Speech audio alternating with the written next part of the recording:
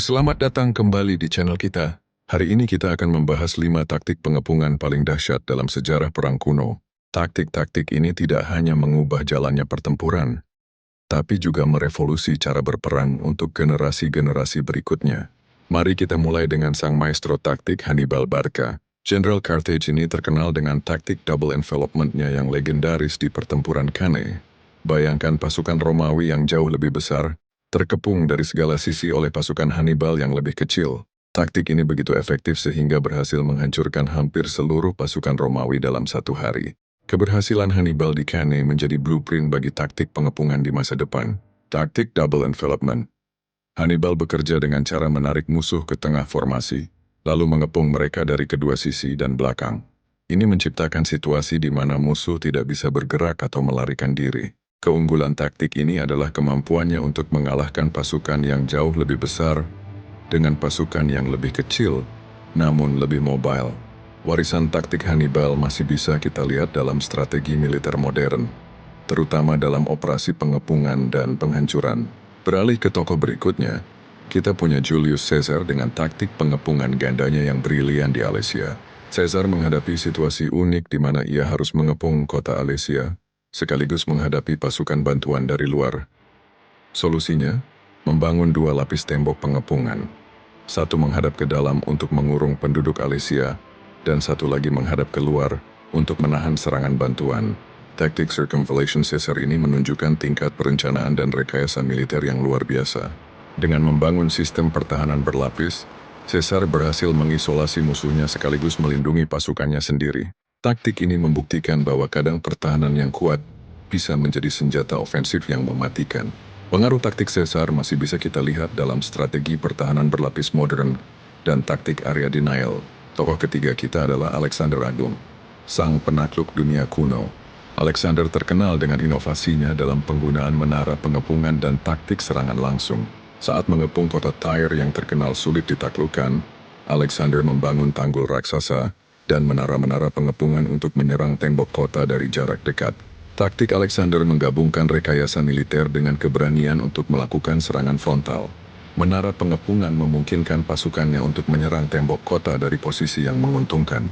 Kombinasi ini terbukti sangat efektif dalam mendobrak pertahanan kota yang dianggap tidak bisa ditembus.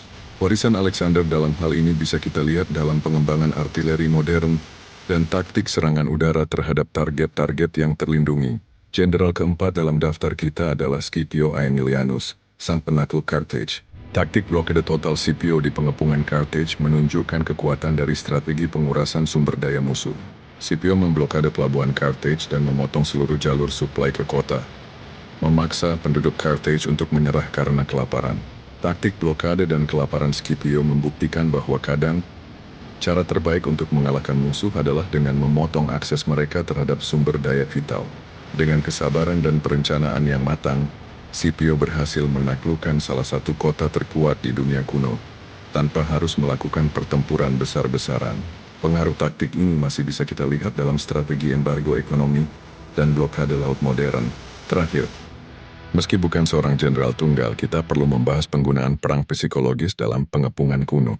Banyak jenderal menggunakan taktik intimidasi, propaganda, dan demoralisasi untuk melemahkan pertahanan musuh sebelum serangan fisik dilakukan. Contohnya termasuk mengirim kepala-kepala pasukan yang terbunuh ke dalam kota, menyebarkan rumor tentang kekejaman pasukan penyerang, atau mendemonstrasikan kekuatan militer untuk menakut-nakuti penduduk kota. Perang psikologis terbukti sangat efektif dalam melemahkan semangat juang musuh, dan kadang bisa mempercepat proses penyerahan tanpa pertumpahan darah yang besar. Taktik ini menunjukkan bahwa kemenangan dalam perang tidak selalu ditentukan oleh kekuatan fisik semata, tapi juga oleh kekuatan mental.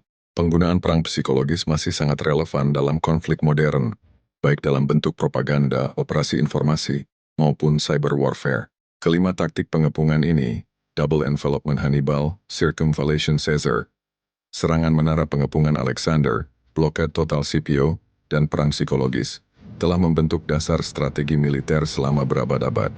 Masing-masing taktik menunjukkan aspek berbeda dari seni perang. Mobilitas dan manuver, rekayasa dan pertahanan, keberanian dan inovasi, strategi jangka panjang, serta manipulasi psikologis. Warisan para jenderal besar ini masih bisa kita lihat dalam strategi militer modern. Taktik pengepungan mungkin telah berevolusi dengan adanya teknologi baru, tapi prinsip-prinsip dasarnya tetap sama.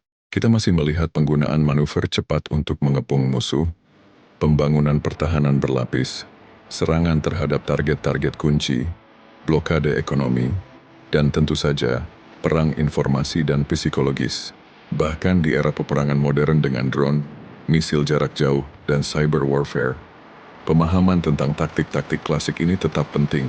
Mereka mengajarkan kita tentang pentingnya adaptasi, inovasi, dan pemikiran strategis dalam menghadapi tantangan militer.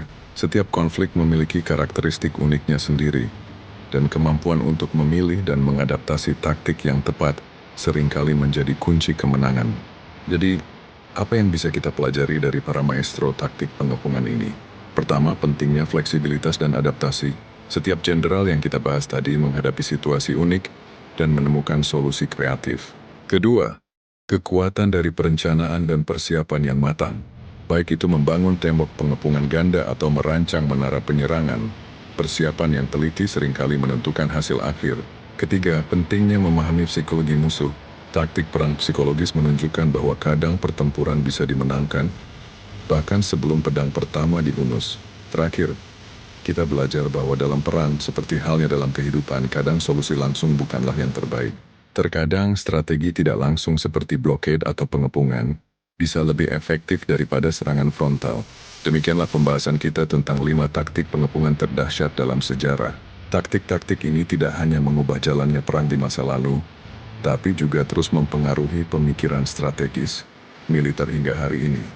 Semoga video ini memberi Anda wawasan baru tentang sejarah militer dan strategi perang. Jangan lupa like, share, dan subscribe untuk konten menarik lainnya. Sampai jumpa di video berikutnya.